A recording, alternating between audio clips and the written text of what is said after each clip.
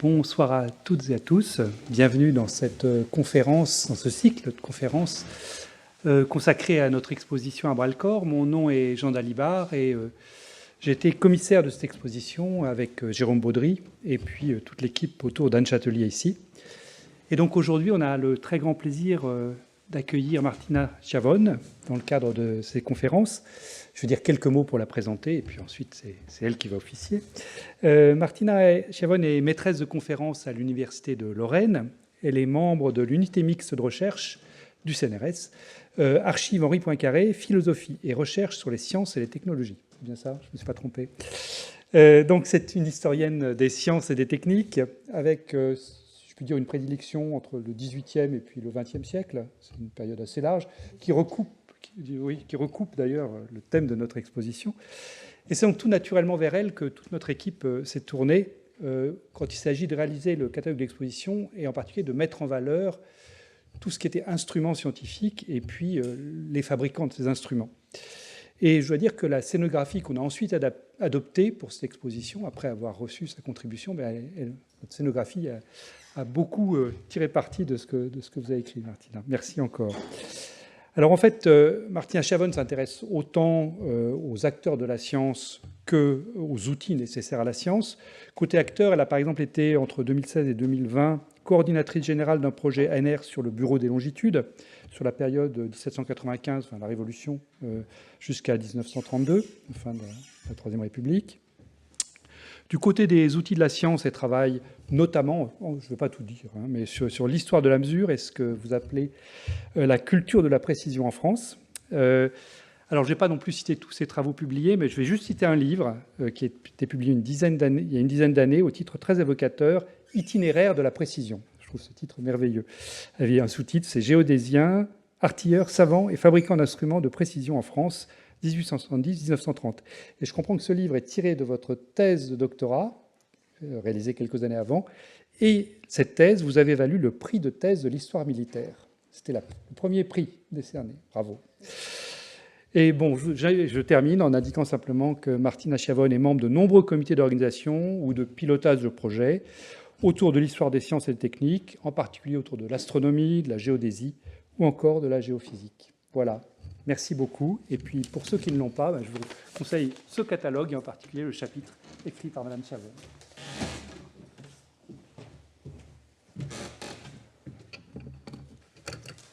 Merci beaucoup pour cette belle introduction.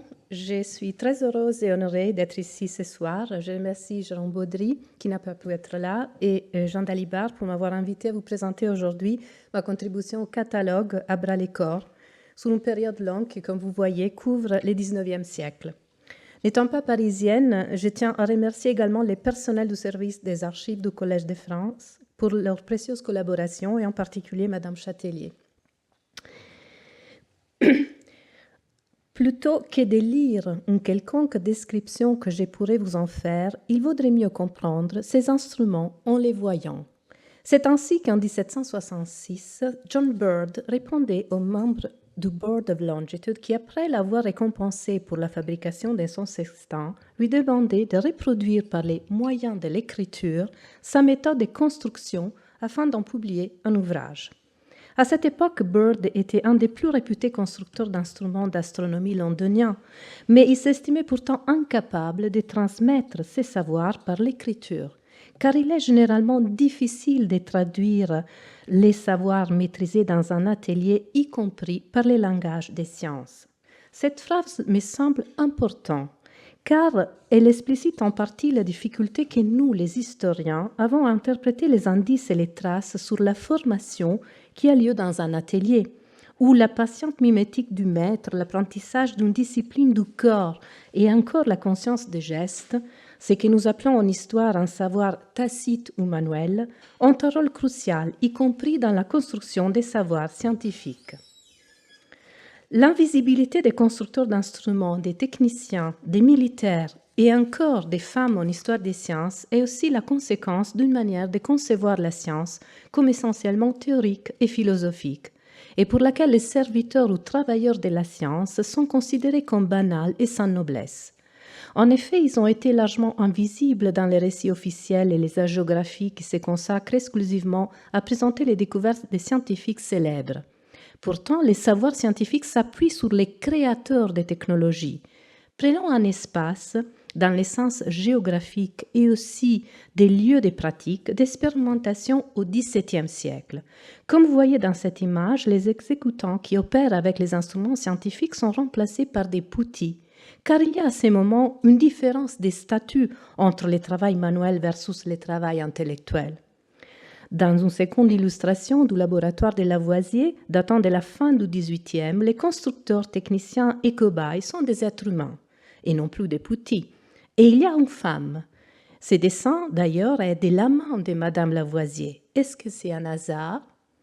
Finalement, on pourrait être rassuré par cette image de l'atelier des Ducretet vers 1900 qui permet d'imaginer comment s'organiser le travail dans un atelier. Est-ce que cela signifie que le constructeur est considéré un vrai collaborateur du scientifique? Sans doute, la visibilité des constructeurs d'instruments s'est accrue en histoire des sciences grâce à la mise en ligne des corpus archivistiques d'acteurs, des institutions, des catalogues, des nouvelles bases de données instruments et des plateformes patrimoniales, sur l'exemple de ce que vous avez ici au Collège de France, mais aussi pour les projets de recherche comme l'ANR sur les bureaux de longitude. J'ai sans doute oublié de citer quelques ressources, mais cela vous donne une idée de la richesse et des nouvelles possibilités de recherche qui sont offertes à l'historien contemporain. Permettez-moi aussi d'ajouter que ces ressources semblent néanmoins manquer encore d'une cohérence, voire même d'une coordination. Il faudrait mieux peut-être en vérifier certains et surtout les rendre plus visibles dans les contextes internationaux, à l'image d'un récent projet de nos collègues britanniques. Si l'intérêt des historiens pour la culture matérielle des instruments est manifeste aujourd'hui, les instruments scientifiques anciens restent rarement mobilisés en tant que ressources pour la recherche, c'est-à-dire pour contribuer à l'écriture d'une histoire des savoirs, ou encore en tant que ressources pour l'enseignement. Pour ce faire, il faudrait apprendre à lire toutes les dimensions visibles et invisibles que l'instrument renferme, soit-elles scientifiques, techniques, politiques, marchandes, économiques, afin de faire ressortir les jeux de représentation, y compris culturels, qui se cachent dans la manufacture de l'objet. Dans cette perspective méthodologique, plusieurs études récentes montrent que les instruments pris comme documents d'archives sont capables de faire émerger des itinéraires enchevêtrés d'acteurs, des pratiques, des lieux et des savoirs dans leur contexte historique.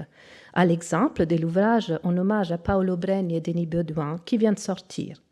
Ce qui devrait s'accompagner, selon moi, de la possibilité de pouvoir mettre la main à l'objet dans une approche interdisciplinaire pour répondre non seulement à la question comment ça marche, mais aussi aux questions qui, quand, avec quels moyens, quels matériaux, pourquoi et comment. Il faudrait aussi apprendre à lire l'état de conservation d'un instrument pour pouvoir les mettre éventuellement en marche.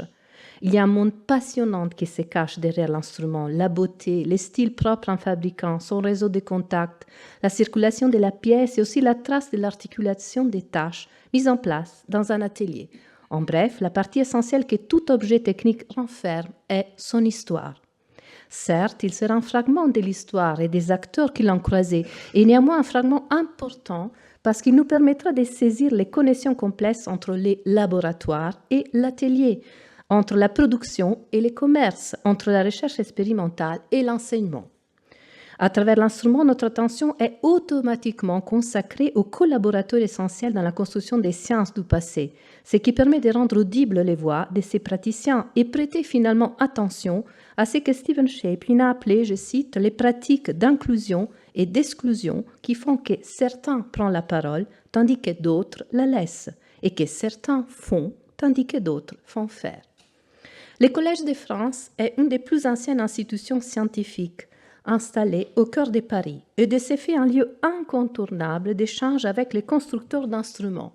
Ces fonds d'archives, et en particulier les fonds Marais au François Franck, que vous avez découvert dans l'exposition, encore peu explorés, permettraient pourtant à l'historien des sciences d'éclairer les caractères collectifs du travail expérimental et des savoirs. Au Collège de France s'établissent des passerelles institutionnelles et des échanges entre des institutions scientifiques et d'enseignement. Au Collège de France se croisent les parcours professionnels non seulement des savants, mais aussi des suppléants, des rédacteurs de cours, des auditeurs libres. J'y reviendrai. Nous nous situons dans un des lieux privilégiés pour observer et pour comprendre qu'est-ce qu'est surtout au XIXe siècle les modes de circulation de l'instrument scientifique, ses usages multiples, ce que j'appelle aussi la polyvalence d'un instrument, dans des disciplines qui se sont aujourd'hui spécialisées. En ce qui concerne certains constructeurs qui se sont établis autour du Collège de France et qui en ont équipé les laboratoires, il est ainsi possible de reconstruire les réseaux des sous-traitants et encore les configurations socioculturelles ou les diverses institutions scientifiques qu'ils ont fréquentées, la manière dont ils ont équipé les cabinets scientifiques des observatoires, des écoles, des collèges, des laboratoires universitaires et des instituts techniques et vers la fin du XIXe, certaines industries. Diverses études ont montré que la centralisation du collège des institutions parisiennes va de pair avec celle du système éducatif et en certaine mesure de l'installation des ateliers des fabricants au cœur de Paris. Notons aussi, là, vous voyez là, la facilité du transport par la voie fluviale. Ces cartes de Paris que vous voyez ici, avant et après la Révolution française, montrent la place centrale toujours occupée par les collèges de France. Collège royal avant la Révolution et puis Collège de France après. Institué depuis 1530 sous la devise Docet Omnia, les collèges de France proposent un enseignement gratuit, libre, public, indépendant, dispensé sous forme de chaires créées spécifiquement pour chaque professeur et destiné à disparaître ou à se transformer avec le temps. Par ailleurs, le Collège de France n'a pas été sectorisé en facultés. Cette connotation particulière suggère que ces représentants des sciences, des lettres et des sciences humaines, en principe tout au moins, se côtoient. J'y reviendrai avec un exemple. Ne pouvant pas m'arrêter sur le XVIIIe siècle, ni par ailleurs sur certaines professions comme celle des horlogers, sur lesquelles il existe déjà heureusement diverses études, je rappelle que diverses boutiques et shops étaient initialement installés sur les quais des horloges, comme par exemple celle des Baradel qui ont fait l'objet de récentes études par Roca et Lenné. Je m'intéressais ici au parcours des mécaniciens ayant travaillé dans les vastes domaines des sciences astronomiques, mathématiques, météorologie, physique, métrologie, chimie, physiologie, etc., en prenant comme exemple le cas de Nicolas Fortin, dont l'itinéraire nous instruit sur l'essor du métier de constructeur et sur la visibilité acquise par la profession depuis l'Ancien Régime. Fortin a en effet vécu entre la fin de l'Ancien Régime et la chasse définitive des Bourbons, période dans laquelle la loi Allard de 1791 abolit les corporations et introduit les brevets d'invention, établissant ainsi le passage d'un régime corporatif vers un régime de liberté économique. Sous l'Ancien Régime, alors qu'il est soumis au régime des corporations, Fortin se désigne mécanicien. Puis, en 1788, grâce à la réputation obtenue auprès des savants de l'Académie royale des sciences, dont Lavoisier, et de l'Observatoire royal de Paris, il devient ingénieur attitré du roi. Son nom figure dans la liste des 6 ingénieurs, avec Étienne Lenoir, Noël-Simon Carochet, je vais revenir, que les directeurs de l'Observatoire royal, Jean-Dominique Cassini au Cassini IV, auraient voulu affranchir de la tyrannie des corporations. Après avoir perdu les titres d'ingénieur du roi, son nom figure dans les registres généraux des artistes au bureau de consultation des arts et métiers, et à partir de septembre 1798, Fortin réalise des étalons du poids et d'autres instruments pour les comptes du bureau des longitudes, où il obtient, le 4 mars 1829, la prestigieuse place d'artiste adjoint, que cette institution réserve aux meilleurs fabricants d'instruments astronomiques initialement, depuis sa création en 1795. Suivre Fortin alors permet de constater que ces mécaniciens participa d'abord à la vision d'une réforme des sciences physiques qui était déjà commencée par Lavoisier et suite à laquelle les sciences vont progressivement accroître leur importance et leur statut. Les poids ascendants des sciences se reflètent, comme expliqué dans la conférence du professeur Compagnon, que vous avez déjà écouté, par l'augmentation du nombre de chaires scientifiques attribuées au Collège de France à cette époque. Considérons alors Jérôme de Lalande, titulaire de la chaire d'astronomie au Collège royal, le nom du Collège de France en 1768. Depuis 1794, Lalande s'est fait les coryphées de la renaissance des activités scientifiques, qui poursuit au plus fort des troubles révolutionnaires, tout en se situant alors dans les réseaux patronal du Collège royal, où il occupe depuis 1791 les titres d'inspecteur. Est-ce que la langue joue un rôle dans la survie du Collège de France pendant la Révolution française? La question se pose. Car bien qu'il en dénonce la tyrannie terroriste, Lalande loue les projets des Thermidoriens, avec qui il partage une volonté de diffusion des Lumières et de mise en avant d'une science utile à tous. Lalande se pose des faits en principal interlocuteur de Joseph Lacanal et de l'abbé Grégoire, homme clé de la réorganisation des centres institutionnels pour les sciences et les techniques, et en particulier pour la création du Bureau de longitude en 1795. Selon les études menées autour de l'histoire du Bureau de longitude, Lalande serait aussi à l'origine de la création de cette place d'artiste au sein du Bureau de longitude qui fut inaugurée par l'admission des Carochet. Devenir artiste du Bureau de longitude contribue à donner une visibilité accrue et un rang social aux constructeurs d'instruments. Déjà en 1814, sous la Restauration, le siège d'artiste pour les instruments astronomiques est transformé en 3 postes d'artistes adjoints: un ingénieur en instruments d'astronomie, un horloger fabricant des garde-temps ou montres marines et un opticien. En assimilant les meilleurs constructeurs au Bureau de longitude, l'État et les savants reconnaissent et protègent une profession devenue essentielle dans la construction des savoirs. L'itinéraire de Lalande montre que vers la fin du XVIIIe, il existe au moins 2 pôles en plein dynamisme dans les domaines des sciences astronomiques qui ont contribué au développement de la profession du fabricant d'instruments: les cercles patronales autour de Lalande au Collège de France et l'observatoire alors en pleine restructuration.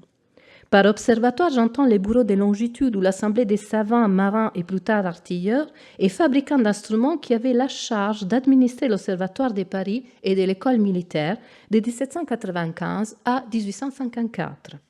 2 autres missions du bureau de longitude sont veiller aux instruments appartenant à la nation et la tenue d'un cours annuel d'astronomie.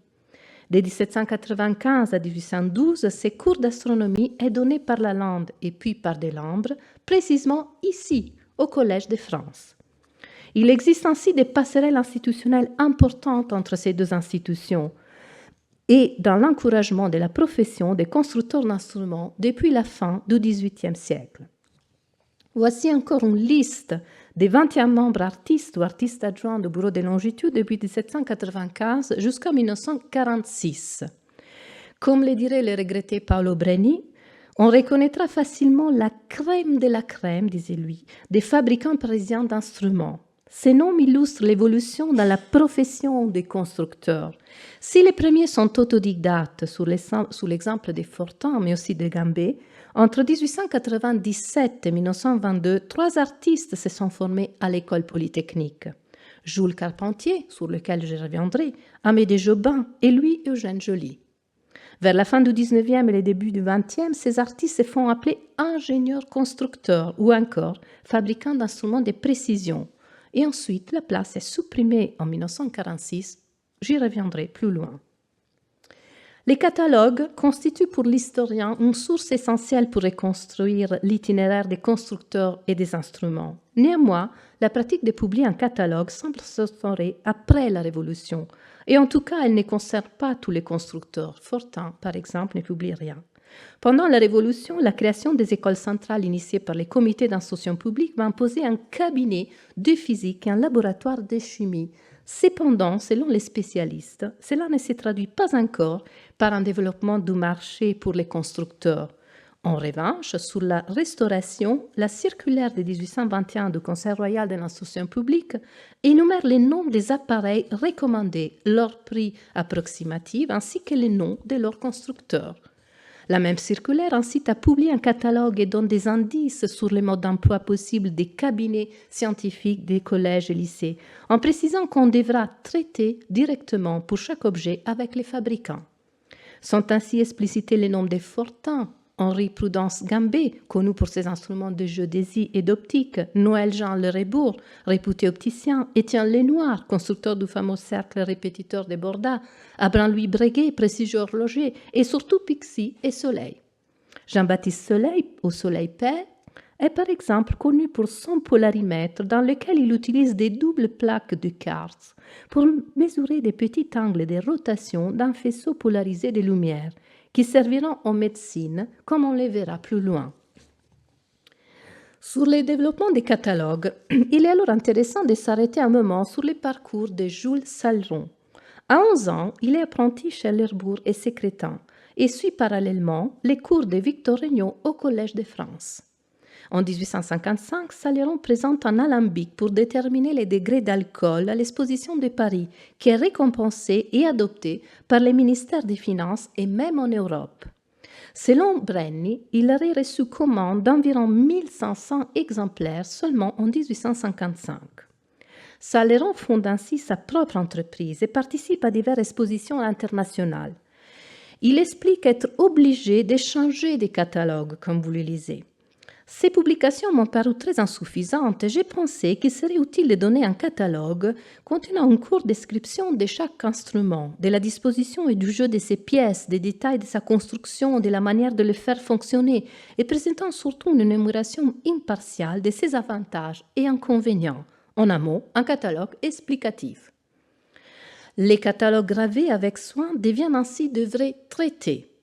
Et en feuilletant les catalogues de Saléron, on constate que, comme d'autres à son époque, il ne fabrique pas tous les instruments reproduits. Ainsi, le réseau des fabricants est riche. Il y a des constructeurs, il y a des sous-traitants, il y a des revendeurs, il y a des clients. Les catalogues de Saléron illustrent aussi une intense activité dans le domaine de la physique, de la météorologie et de la chimie. Et à la mi-19e, les progrès sont importants dans ces domaines, y compris dans l'électromagnétisme et la thermologie. Divers hommes des sciences font ainsi appel aux meilleurs constructeurs d'instruments ou travaillent en collaboration avec eux. Aux alentours du Collège de France, ce nouveau marché se traduit par une remarquable circulation d'hommes, des savoirs et des pratiques. Et quant au catalogue des expositions nationales qui se déroulent périodiquement à Paris depuis 1798, il nous renseigne sur le nombre croissant des constructeurs d'instruments de précision. S'il n'y en a que 8 à présenter leur appareil parmi les 108 exposantes au début du 19e, en 1844, on en compte plus de 100 sur un total de presque 4000 exposants. Les instruments de précision sont aussi différenciés. Il n'y a plus seulement l'horlogerie, mais aussi la physique, l'optique, les instruments d'astronomie, de marine, de géodésie, les machines à graver, à tailler, à diviser, les daguerreotypes et les instruments graphiques.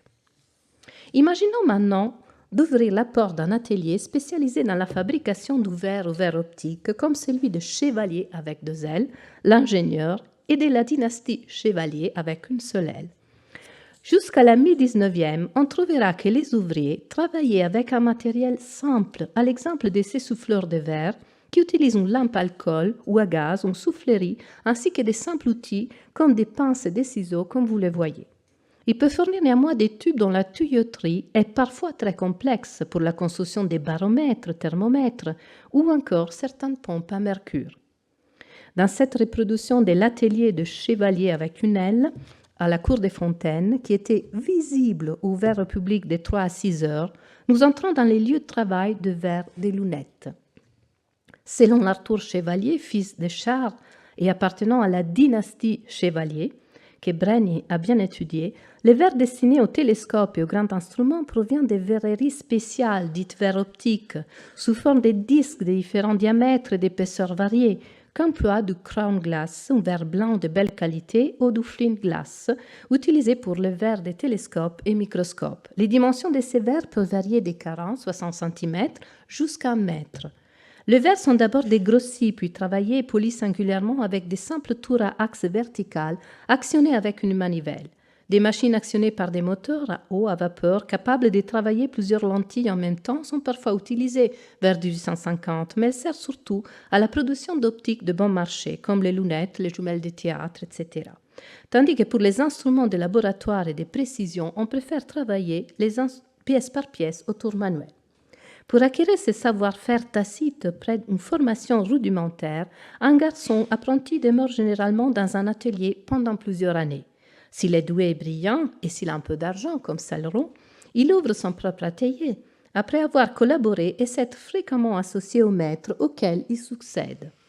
Au XIXe siècle, les entreprises ont tendance à rester dans la même famille pendant des générations, comme dans les cas de la dynastie Chevalier, souvent après le mariage de l'un des employés avec la fille du propriétaire qui hérite de l'entreprise.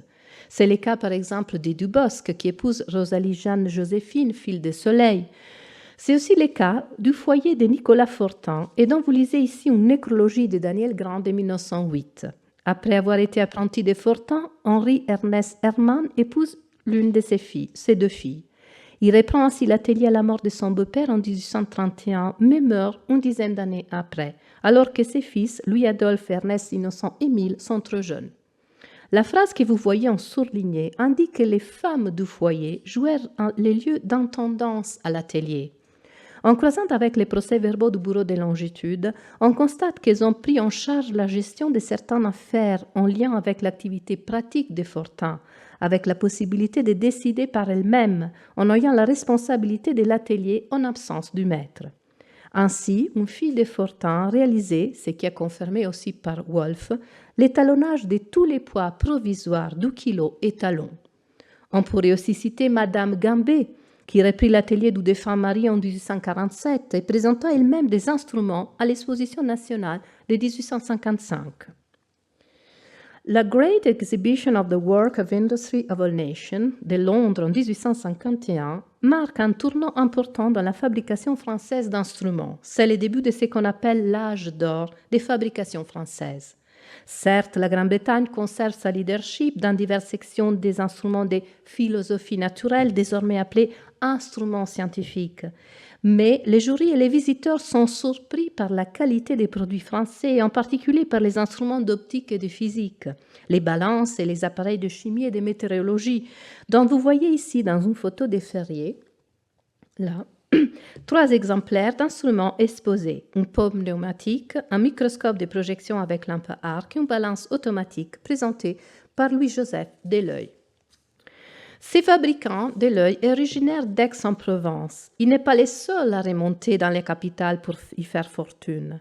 Alors qu'il est apprenti, il se révèle très habile dans le travail avec les tours. Et en 1814, il ouvre son atelier ici, où il se spécialise dans les instruments d'optique. Mais c'est ensuite pour ses balances de précision nécessaires pour l'introduction du système métrique qu'il s'est fait connaître. En 1857, Victor Regnault, titulaire du Collège de France, présente une balance Deleuil père et fils, que vous voyez ici sur la droite, très sensible à l'Académie des sciences et qui servit à Jean-Baptiste Dumas et à Regnault lui-même pour leurs travaux sur la densité des gaz et des vapeurs. Avec le Second Empire, la capitale va se transformer. À l'incitation de Napoléon III, qui déclare en 1850 « Paris est bien le cœur de la France. Mettons tous nos efforts à embellir cette grande cité, à améliorer le sort de ses habitants, ouvrant de nouvelles rues, assainissant les quartiers populaires qui manquent d'air et de jour, et que la lumière bienfaisante du soleil pénètre partout dans nos murs. » L'empereur confie la réalisation de son nouvel Paris au préfet de la Seine, le baron Georges-Eugène Haussmann. Ces derniers lancent des travaux gigantesques pour restructurer la capitale entre 1853 et 1870. Comme vous le voyez dans cette image, qui date de 1775, la ville devient un énorme chantier qui montre, là aussi, vous voyez les percements du boulevard Saint-Germain. Percement des rues, d'avenues, édification des bâtiments de prestige, création des réseaux d'eau potable et usée des égouts d'éclairage au gaz, aménagement des parcs, etc. Paris en sort totalement transformé. Des squares sont réalisés au cœur de la ville et des espaces verts importants sont prévus au cœur de la ville au moment de la percée des rues. La France s'industrialise, les réseaux ferroviaires et télégraphiques s'étendent, les grandes banques sont fondées. Paris devient la capitale du XIXe siècle. L'émergence de ces infrastructures nécessite la contribution des divers métiers, en particulier la construction d'un nombre considérable d'instruments. Il n'est pas étonnant que la période 1840-1880 voit les produits français s'exporter dans le monde entier, où ils sont admirés et même copiés. Jules Dubosc symbolise à lui seul l'âge d'or de cette industrie. Il se spécialise dans la construction d'instruments sophistiqués de physique optique qui sont encore aujourd'hui conservés dans plusieurs collections muséales européennes et nord-américaines. Comme annoncé pour les fabricants Soleil, les polarimètres Dubosc, qui lui succèdent, initialement utilisés au début du XIXe siècle en optique pour déterminer les pouvoirs rotatoires spécifiques de diverses substances, franchissent les domaines scientifiques pour être utilisés ailleurs. On utilise la propriété des solutions sucrées d'être actives en optique, car elles peuvent tourner les plans de polarisation de la lumière. Je vous invite à regarder ces vidéos qui est très instructive de Paolo Breni et Anna Giatti. Ainsi, l'angle de rotation dépend du type de sucre et de sa concentration, déterminée en centièmes dans les modèles que vous voyez ici de Dubosc. Les polarimètres du physicien deviennent alors diabétomètres pour les médecins et est utilisé pour mesurer la concentration des sucres dans liquide ou l'urine d'un diabétique, et est même employé dans l'industrie du sucre ou dans les laboratoires des douanes.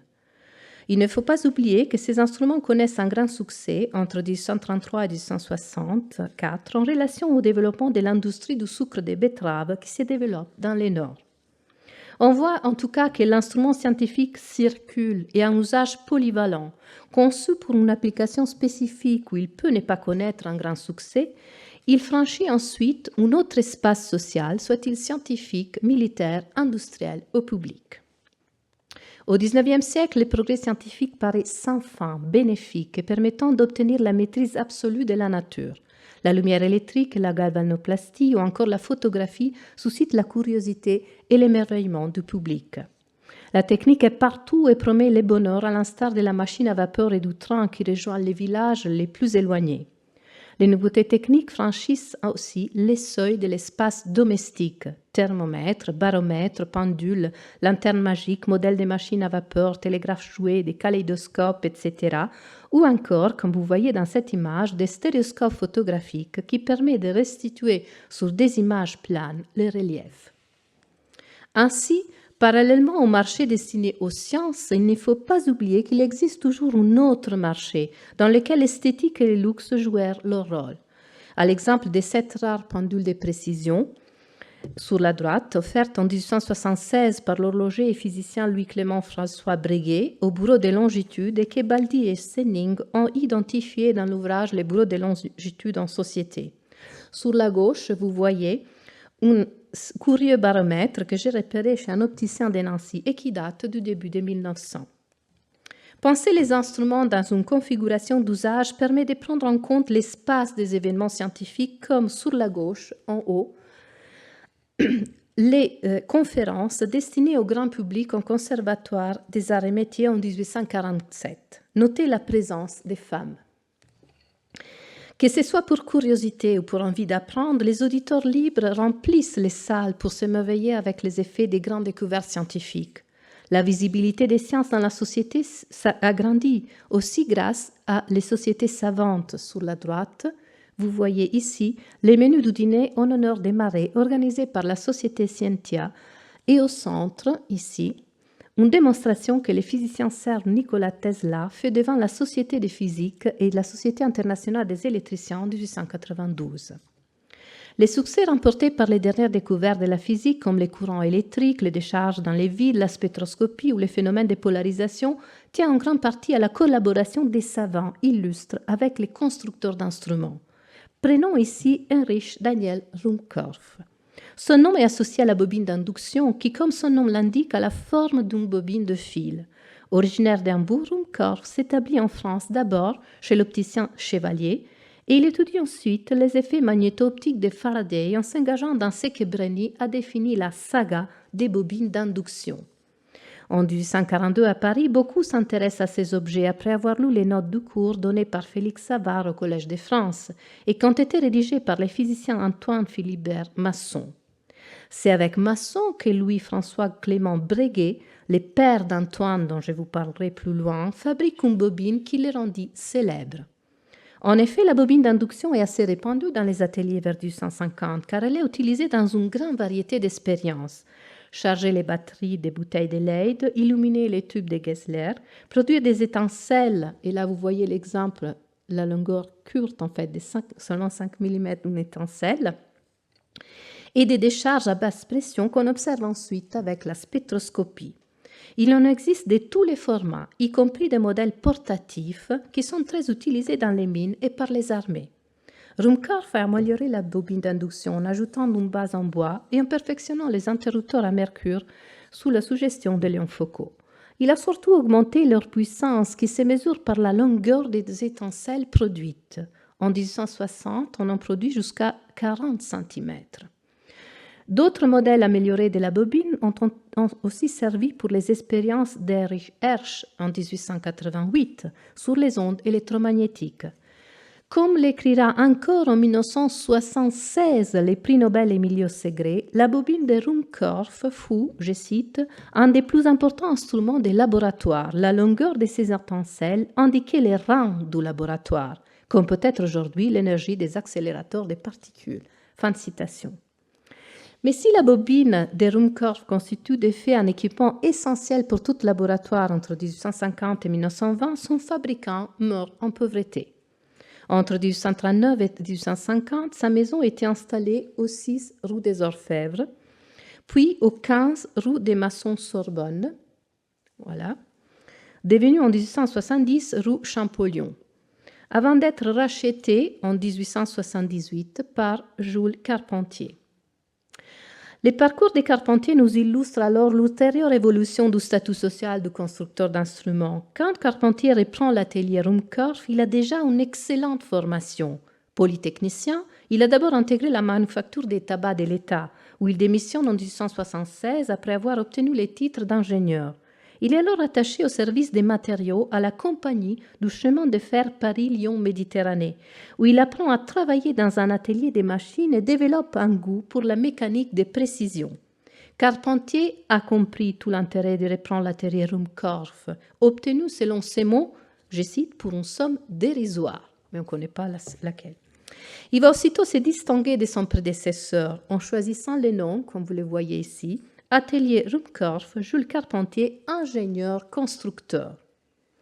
Carpentier veut insérer la France dans la nouvelle industrie de l'électricité qui s'est déjà développée à l'étranger.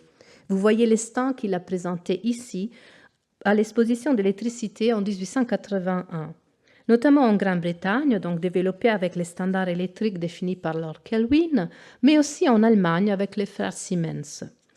Cela veut dire qu'il y a urgence de collaborer pour standardiser, bien entendu, mais c'est aussi un terrain de rivalité technologique. La question des étalons électriques en est un exemple. Sur les étalons en haut à droite, ici, on lit homme international et homme absolu, et vous suggère ainsi la variété d'étalons introduits, d'où l'intérêt d'une institution internationale pour servir de régulateur et donner la norme. Cette institution où travaille René Benoît, avec lequel Carpentier collabore, est le Bureau international des poids et mesures. Et la thèse de Céline Felangaruet nous dévoilera bientôt les dessous de cette histoire métrologique. Pour s'insérer dans ces nouveaux marchés, Carpentier va introduire divers changements dans l'atelier. Si à l'époque de Ruhmkorff, chaque ouvrier travaillait du début à la fin sous son instrument en réalisant une copie de l'appareil avec peu d'instructions orales et avec des dessins très schématiques, cette organisation du travail ne peut plus fonctionner pour les besoins de l'industrie électrique naissante. Carpentier l'avait compris alors qu'il travaillait auprès de la compagnie de chemin de fer, où des milliers d'instruments de mesure servaient pour vérifier les installations électriques, contrôler les courants produits, mesurer les puissances consommées, comparer l'évaluation des performances des différentes machines. Ces problèmes techniques réclamaient des appareils industriels. Ainsi, tout en se spécialisant dans la construction d'appareils électriques, Carpentier innove en introduisant la subdivision des tâches et la notion des pièces interchangeables dans la conception de l'instrument. Chez Carpentier, il n'est plus question de façonner chaque pièce à la main en se servant des tours. Chez Carpentier, des travailleurs réalisent la même opération pour produire plusieurs pièces à l'aide de nouvelles machines introduites dans l'atelier. La machine de fraisage, par exemple, est utilisée en suivant un dessin technique préparé à l'avance dans un service d'études au sein même de l'entreprise. Les parties de l'instrument sont ensuite assemblées et l'ensemble est testé par un électricien qui n'a pas participé à la construction de l'objet. Si Carpentier est un des premiers à avoir introduit le concept des pièces interchangeables dans l'usine civile, celui-ci était déjà utilisé dans les ateliers de fabrication d'armement sous l'habile direction des officiers de l'atelier de précision de la section technique de l'artillerie. Mais dans tous les cas, la standardisation réduisit les coûts, facilita la réparation ainsi que l'exportation des instruments à l'étranger. Si on considère alors qu'entre 1881 et 1891, 12 congrès internationaux sur l'électricité sont organisés en Europe et un aux États-Unis pour discuter du développement de l'industrie électrique, nous pouvons dire aujourd'hui que Carpentier avait vu juste. Son entreprise connaît des faits un grand succès et s'agrandit. De la rue Champollion, il se transfère d'abord au 20 rue des Lambres pour s'expandre vers les numéros 14, 16, 18, 22 de la même rue et finalement au 98 boulevard Montparnasse. Comme vous le voyez dans cette carte industrielle, les entreprises se déplacent progressivement loin du cœur de Paris. On verra en particulier Verdun et Guelph plus loin. La nouvelle industrie de l'électricité nécessite des bâtiments mieux équipés et progressivement situés en dehors du centre-ville. À la fin du 19e, l'entreprise Carpentier a une complexe organisation avec un bureau de directeur, salle d'attente, un service d'administration, comptabilité, un bureau d'études et réalisation d'appoint dans toutes les disciplines, salle photo, des dessins, une salle d'impression des catalogues, etc. Carpentier s'est aussi entouré d'habiles collaborateurs, à l'exemple d'Henri Armagnat, chef du service du bureau des mesures électriques, qui a une solide formation scientifique et qui va rédiger divers ouvrages qui nous illustrent aujourd'hui la grande variété d'instruments produits dans l'entreprise. Et alors, la collaboration entre Carpentier et les savants s'inscrit dans une configuration plus élargie d'institutions. Au Collège de France, Carpentier travaille avec les médecins physiologistes Arsène d'Arsonval. Avec l'ingénieur-inventeur Marcel Després, ce trio développe un modèle de galvanomètre ou appareil pour mesurer les courants électriques maniable et destiné à l'industrie, car il n'est pas perturbé lorsqu'il accomplit des mesures dans une salle remplie de machines électromagnétiques. Alors là, vous voyez différentes études, en fait, jusqu'au modèle final. Et vous trouvez vraiment une très belle étude de Christine Blondel et Paul O'Brien sur ces questions. Au départ, Carpentier voulait répondre à une demande d'Arsonval, alors préparateur de Charles-Édouard Brown-Séquard au Collège de France. D'Arsonval cherchait un appareil à la fois sensible et aux indications rapides pour s'en servir dans ses expériences sur les flux nerveux. Et c'est chez Carpentier qu'il fallait alors s'adresser en France, car chez lui on trouvait les meilleurs galvanomètres classiques, portatifs et également ceux enregistreurs. Quand on feuillette alors les catalogues Carpentier de 1909, on trouve les indices de collaboration avec d'autres titulaires du Collège de France. Un électromètre, par exemple, un appareil pour l'étude du magnétisme terrestre, porte le nom de Luther Mascard, professeur de physique générale expérimentale, ou encore, au Collège de France, ou encore les appareils enregistreurs pour les essais des matériaux à compression, porte le nom d'Henri Le Châtelier, titulaire de la chaire de chimie minérale de 1876 à 1907. Carpentier n'est pas le seul à s'inscrire dans cette évolution dans la profession des constructeurs. On peut citer toujours dans le domaine de l'électricité Antoine Breguet, qui est le fils de Louis-François Clément, que j'ai déjà cité, ou Eugène Ducretet. Vous voyez dans cette image, sur la gauche, Breguet et un ouvrage sur la machine de grammes qu'il publie en 1880. Néanmoins, ses références théoriques ne sont pas ses cours à l'école polytechnique, d'où il sort en 1872, mais plutôt sa lecture personnelle des physiciens anglais comme Michael Faraday et James Clerk Maxwell, auxquels il s'est initié par les leçons de Luther Mascard au Collège de France. Ducretet, en revanche, que vous voyez sur la droite, quitte l'école à 15 ans. Il se forme dans l'atelier de Paul-Gustave Froment, 24 rue du Boulois à Paris, qui travaille dans les domaines de la vapeur, de l'électricité et de la photographie et suit les cours libres à la Sorbonne et au Collège de France. Il ouvre sa maison avec un seul ouvrier, mais en 1886, il compte 50 ouvriers dans son atelier. C'est vraiment l'image que je vous ai montrée au début. Comme on les lit dans les catalogues à bras-le-corps, Ducretet construit diverses machines d'autres fréquences pour D'Arsonval.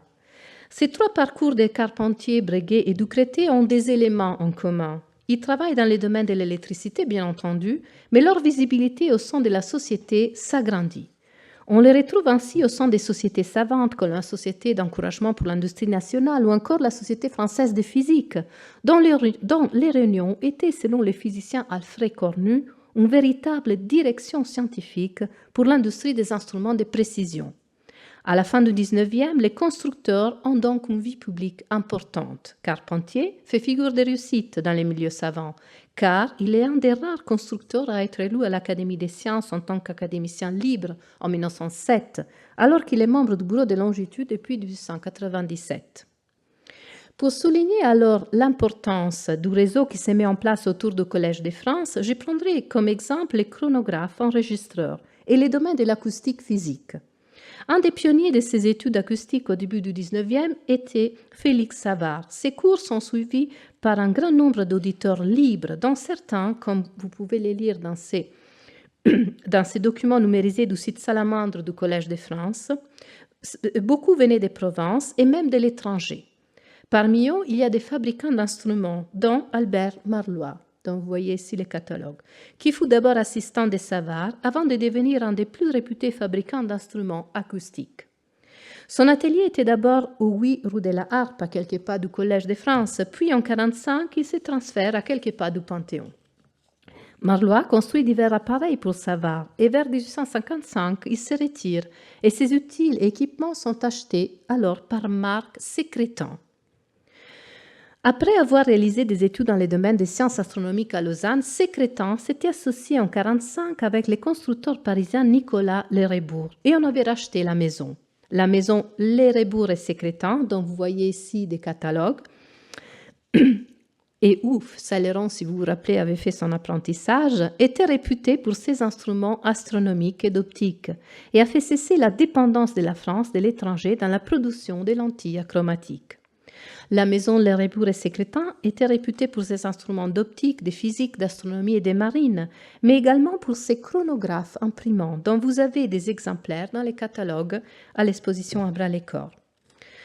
Alors, les chronographes enregistreurs furent largement utilisés dans les laboratoires de physiologie des marées, par exemple en acoustique physique dans l'analyse de la parole de Georges Gemini, que Maria Tortajada vous a déjà présenté dans sa conférence. Maré voulait faire de la physiologie une science exacte, à l'égal de la physique et la chimie. Il va ainsi emprunter la démarche expérimentale en soumettant les fonctions corporelles à des mesures rigoureuses. Les instruments traçants des marées comportent toujours une partie sensible capable d'enregistrer les mouvements sans l'empêcher, un transmetteur relayant ces mouvements à travers l'espace et un appareil enregistreur pour les fixer. Les chronographes enregistreurs en est un. Et son développement est aussi à mettre en relation avec les travaux de phonétique expérimentale d'un autre titulaire, qui sera titulaire au Collège de France, l'abbé Rousselot. Rousselot fut adressé à Maré par le philologue Gaston Paris, qui occupait la chaire de langue et littérature française du Moyen-Âge au Collège de France, et dont Rousselot suivait les cours. Une expérimentation mécanique, disait Paris à Rousselot, peut seule donner la sécurité. On fait des essais dans les laboratoires des marées, voyez. Fin citation. Dans les laboratoires des marées, Rousselot développe ainsi les chronographes enregistreurs avec le constructeur Charles Verdun. Notez ici, alors ça vient du catalogue de Charles Verdun, notez ce type d'enregistrement, j'y reviendrai. Verdun est originaire des Monnies, une ancienne commune de Metz en Moselle. Il est le fils de Louis, costumier, ou plutôt couturier dirons-nous aujourd'hui, et d'Anne Godet, sans profession. C'est l'acoustique physique, semble-t-il, qui les mène vers l'enregistrement physiologique, car Verdun est le premier luthier à fabriquer des instruments d'enregistrement fournis à de nombreux laboratoires parisiens.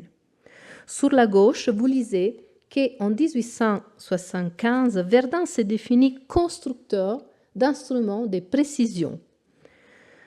Pour Maré et l'abbé Rousselot, Verdun a construit des chronographes à bande enfumée pour enregistrer les signaux physiologiques. En prolongeant ce que j'écris dans les catalogues, on pourrait mettre en relation le développement du chronographe imprimant d'une part à son utilisation au Collège de France dans les laboratoires de physiologie de Maré et d'autre part à son emploi dans les observatoires astronomiques pour la mesure et l'enregistrement précis du temps qui débuteraient selon les spécialistes à la même époque. Cet instrument sert alors pour enregistrer à l'observatoire la mesure du temps dans l'observation du passage d'une étoile au méridien du lieu et pour calculer l'équation personnelle ou temps de réaction pour l'observateur. Suivre les chronographes permet alors de retrouver une unité dans les recherches scientifiques réalisées dans ces deux espaces, l'observatoire astronomique d'une part et les laboratoires de physiologie. Et encore, cette étude sur les chronographes se prolonge au début du XXe. Sans entrer dans les détails, il suffira de considérer ces enregistrements provenant des inscriptions enregistrées pendant la Première Guerre mondiale dans les études de balistique et du repérage d'une batterie ennemie par les sondes. Dans ces cas, les chronographes enregistreurs permettent de mesurer avec précision les temps employés par les sons à parcourir un espace entre la bouche du canon, jusqu'au point où les projectiles éclatent sur les terrains A, B et C. Et là, vous voyez l'enregistrement. La mesure du temps est alors transformée en une mesure de longueur et a permis de mieux étudier les sons perçus à l'oreille du guetteur au front. On a ainsi identifié l'onde balistique, vous voyez ici, l'onde balistique et l'onde des bouches. Alors l'onde balistique ou onde de choc est le premier son qui parvient à l'oreille quand la vitesse du projectile dépasse la vitesse du son. Cette onde est toutefois inutile pour localiser la position du canon et produit, elle, par contre, une onde des bouches. Les techniques alors d'enregistrement développées par Maré seront reprises et améliorées dans certains systèmes de repérage par les sons, et surtout en balistique. Les fusils de Maré, améliorés par Lucien Boulle, un de ses élèves, et qui avait servi au début du siècle pour étudier les vols des insectes en liberté, est maintenant utilisé pendant la guerre pour étudier les vols des projectiles en balistique, dont vous voyez ici une étude. Enfin, une dernière famille de constructeurs, il y en aurait d'autres pourtant, autour du Collège de France est celle de la famille Gaff. Adolphe Stanislas père et son fils Georges. L'article d'Yves Bouvier dans les catalogues à bras-le-corps considère l'association des D'Arsonval avec Georges Gaff. Et on pourrait aussi citer d'autres exemples d'associations des scientifiques avec des constructeurs à cette époque. Par exemple, Nathalie Pijarmico a montré qu'en fin 1880, donc on a la même période, Pierre Curie cède son brevet de balance à la Société centrale des produits chimiques. En revenant au Gaff, cette famille originaire de Nancy se spécialise dans les appareils électromédicaux dont on peut étudier la circulation jusqu'à la Première Guerre mondiale. Ainsi, les premiers hôpitaux français se servent par exemple d'un électrovibreur de Bergoni, un médecin qui a aussi collaboré avec D'Arsonval, et constitué d'un inducteur de bobines d'induction pour rayons X et d'un puissant électroaimant GEF pour localiser les projectiles dans les corps des blessés. Selon une enquête menée par la Royal Society of Medicine de Londres en 1915, la France était même en avance en matière d'équipement et de traitement électrique par rapport à la Grande-Bretagne. Alors, je vous laisse simplement deviner la similarité des appareils que vous voyez dans ces photos, celle-là et puis les autres. Pour conclure, donc, je voudrais revenir sur l'âge d'or des constructeurs français et sur la période des crises qu'en suivrait suite à la montée de la production allemande d'instruments. Parmi les causes de ces déclins, on peut mentionner la création d'un Physikalisch-Technische Reichenstalt à Berlin en 1887, par une action conjointe du grand industriel ingénieur Werner von Siemens et d'Otto von Bismarck, et dans laquelle interviennent 3 groupes d'acteurs, des industriels, des ingénieurs et des fabricants de mécanique et d'optique de précision. L'accord entre ces 3 groupes a permis d'entraîner la mécanisation et la standardisation du mode de production, en imposant aux constructeurs allemands la calibration et la certification de leurs instruments avant de les mettre sur les marchés, y compris à l'étranger. Aucune incitation analogue n'existait en France. Au sein du comité technique du laboratoire d'essai du Conservatoire des Arts et Métiers en 1901, qui ne comptait pas dans ces domaines la chimie et l'électricité, les tensions s'exprimèrent essentiellement entre physiciens et officiers. Les ingénieurs civils, les constructeurs d'instruments étaient absents. Est-ce qu'il faut parler des crises des constructeurs d'instruments au début du XXe ou plutôt des dynamiques différentes d'intégration de la recherche et finalement d'une période de transition vers un ultérieur développement de la profession du fabricant d'instruments? Cela veut dire qu'il faudrait mettre en relation la manière de socialiser, d'intégrer la recherche scientifique dans une entreprise et encore de se former. Il faudrait distinguer de quel secteur scientifique nous parlons, car si dans les domaines des applications de la chimie et de l'électricité, comme vous l'avez vu, les modes de production se transforment à l'image des Carpentier en profondeur pour devenir industriels, ce n'est pas le cas dans d'autres secteurs. Quand on parle des crises, on se réfère en effet essentiellement à la production en instruments d'optique, où les modes de production resteraient plutôt artisanales. Certes, la production française, qui est très diversifiée dans ces secteurs, pourtant, est limitée, mais elle reste de qualité. Certes, la Première Guerre mondiale a montré la faiblesse de la France dans ces secteurs, mais la France a été le seul État parmi les Alliés à pouvoir s'organiser rapidement pour parvenir à une production de qualité dans ces secteurs, à l'exception des télémètres. Sans compter qu'elle fut aussi capable d'approvisionner les Alliés. signe que les savoirs étaient là, il fallait mieux les organiser. Ça a été la tâche d'un officier géodésien, directeur du service géographique de l'armée. Et finalement, quand on regarde bien, le mouvement d'opinion publique qui a présenté une situation de crise du secteur industriel de l'optique va se cristalliser essentiellement dans l'après-guerre, dans le but de solliciter une intervention forte de l'État qui portera entre autres à la création d'un institut d'optique théorique et appliquée. Ces parcours autour du Collège de France nous montrent alors, me semble-t-il, qu'il existait une intégration différente de la recherche scientifique dans les ateliers des fabricants français. Cette intégration à la française de la recherche scientifique reposait essentiellement sur l'existence d'intermédiaires, soit-ils scientifiques, mais aussi des armées savantes, et d'un réseau institutionnel, voire d'une configuration techno-instrumentale spécifique qu'il faudrait analyser pour commencer au cas par cas. Les études sur Aimé Cotton, par exemple, montrent que pour ces physiciens de l'École normale supérieure, l'instrument reste au cœur des mesures de précision. Pourtant, sa démarche n'est ni théorique ni expérimentale. Il s'agirait alors de l'expression de la naissance d'une nouvelle communauté scientifique que Terry Sheen a appelée recherche technico-instrumentale. Elle s'accompagne par exemple de la création de revues spécifiquement dédiées aux instruments, comme la Revue d'optique instrumentale en 1922. Cette communauté a peu à peu obtenu pleine reconnaissance scientifique et institutionnelle en fonctionnant sur un pied d'égalité avec l'expérimentation et la théorie. Cela concorde avec la fin de la position d'artiste en instrument au bureau de longitude qui, si vous vous en souvenez, a été supprimée en 1946. Les constructeurs ont une formation maintenant diplômante obtenue dans des grandes écoles caractérisées par une appartenance à un corps technique de l'État et aussi une formation scientifique. Il s'agit d'une configuration d'acteurs, des pratiques, d'objets, d'institutions qui restent généralement à explorer pour les débuts du XXe siècle. Voilà un beau chantier en cours qui pourrait peut-être se mettre en place à partir d'une institution centralisée et qui a innové en sciences, qui est le siège des passerelles institutionnelles sur les temps longs, sans négliger les regards ouverts à l'international, qui ne devraient pas pourtant se limiter à l'Allemagne. J'ai conclu alors par ces mots de Lord Kelvin que Darsolma aimait répéter. Il n'y a science que là où il y a mesure. À la fin de ces parcours, on pourrait aussi ajouter il n'y a science que là où il y a mesure et où il y a des instruments et des pratiques. Merci pour votre attention.